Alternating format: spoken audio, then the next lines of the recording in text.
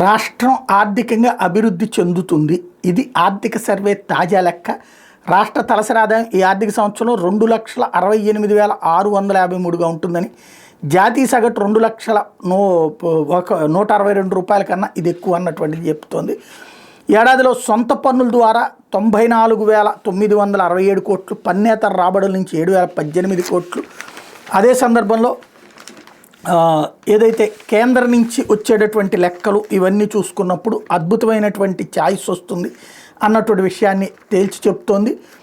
బదలాయింపుల ద్వారా వచ్చేటటువంటి 89,157 కోట్లు ఆదాయం రావడం అన్నటువంటిది ఇక్కడ కీలకమైనటువంటి పాయింట్. చేబదులు ప్రజారుణం చెల్లింపులు పోను 2023-24లో రాష్ట్ర ప్రభుత్వం 2,36,512 కోట్లు ఖర్చు చేసింది.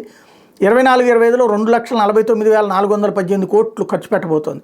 రాష్ట్ర అప్పు 2023 చివరి నాటికి 4,91,734 కోట్లు అయితే ప్రస్తుత ఆర్థిక సంవత్సరం చివరి నాటికి 5,64,488 కోట్లకి చేరబోతోంది. రెవెన్యూ ఇక్కడే చూడండి, ఇది ఒక పెద్ద కన్ఫ్యూజన్ క్రియేట్ చేసేది. 14 లక్షలు 15 లక్షలు ఈనాడే రాసినటువంటిది. ఇది ఇంత నిజాన్ని లోపల పేజీలోకి ఒక ముక్క కిందకి మార్చుద్ది అనమాట.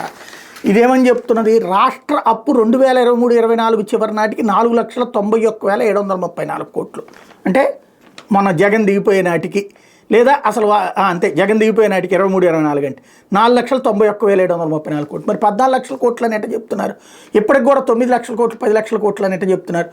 అదే సమయంలో ప్రస్తుత ఆర్థిక సంవత్సరం చివరి నాటికి 5,64,488 కోట్లకి.